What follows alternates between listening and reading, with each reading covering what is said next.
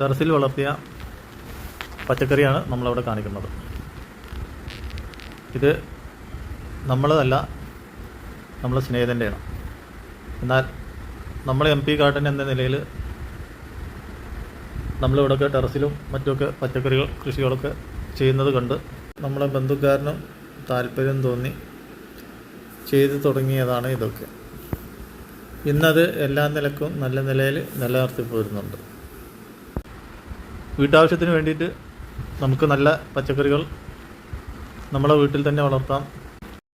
ഇതിൽ നമ്മളെ വെളുത്ത മുളകാണ് കാണുന്നതൊക്കെ. അത് നമ്മൾ 2 വർഷം മുമ്പേ അവന് കൊടുത്തിട്ട് അവന് ഉണ്ടാക്കി. അപ്പോൾ അതിൻ്റെ 2 തൈകളാണ് ഇപ്പോൾ ഇതിൽ കാണുന്നത്. കഴിഞ്ഞ പ്രാവശ്യമൊക്കെ കുറേ തൈകളുണ്ടായിരുന്നു, ഇപ്പോൾ 2 തൈകളേ ഉള്ളൂ. പിന്നെ കൃഷിഭവനിൽ നിന്ന് കിട്ടിയ തക്കാളിയാണ്, പിന്നെ വെണ്ടയ്ക്ക, പിന്നെ സാധാ പച്ചമുളക്. ഇത്രയൊക്കെയാണ് ഉള്ള സ്ഥലത്ത് നമുക്ക് വളരുന്ന പച്ചക്കറി ഉൽപ്പാദിപ്പിച്ചെടുക്കുക എന്ന നിലയിൽ എല്ലാവർക്കും ഇത് ശ്രമിക്കാവുന്നതാണ്. ഒട്ടുമിക്ക പേരും ഇതുപോലെ ചെയ്യുന്നുണ്ട്. പക്ഷേ താഴെയൊക്കെ ഉണ്ടാക്കുമ്പോൾ കൂടുതൽ വളർച്ച കിട്ടില്ല. ടെറസിൻ്റെ മുകളിലാകുമ്പോൾ നല്ല സൂര്യപ്രകാശം മറ്റുമാകുമ്പോൾ നല്ല രീതിയിൽ വളർച്ച ഉണ്ടാകും.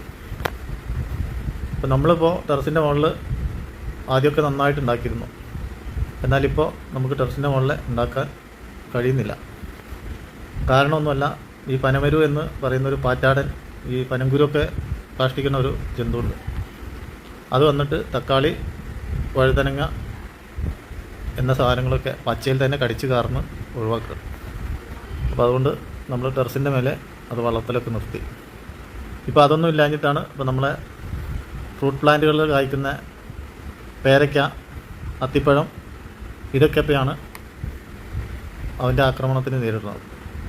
ഏതായാലും നല്ല രീതിയിൽ എന്തെങ്കിലുമൊക്കെ ഉണ്ടാക്കാൻ ശ്രമിക്കുമ്പോൾ ഇങ്ങനെയുള്ള ജന്തുക്കളുടെ ആക്രമണം ഭയങ്കരമായിട്ട് നേരിടുകയാണ്. അതിലാകെ മനമെടുത്ത് പോകും. അപ്പോൾ അവൻ്റെ വീട്ടിൽ വന്നപ്പോൾ അവൻ്റെ പച്ചക്കറിയൊക്കെ ഒന്ന് കണ്ടപ്പോൾ ഒന്ന് വീഡിയോ എടുത്തു എന്ന് മാത്രം. അപ്പോൾ എല്ലാവർക്കും ഇതൊക്കെ ചെയ്യാം എന്നാണ് നമ്മൾ ഈ വീഡിയോയിലൂടെ പറയുന്നത്. അപ്പോൾ എല്ലാവർക്കും നല്ലൊരു ദിവസം കൂടി നേർന്നുകൊണ്ട് ഇന്നത്തെ വീഡിയോ ഇവിടെ പൂർണ്ണമാക്കുന്നു. മറ്റൊരു വീഡിയോയുമായി വരുന്നവരെ എല്ലാവർക്കും ബൈ ബൈ.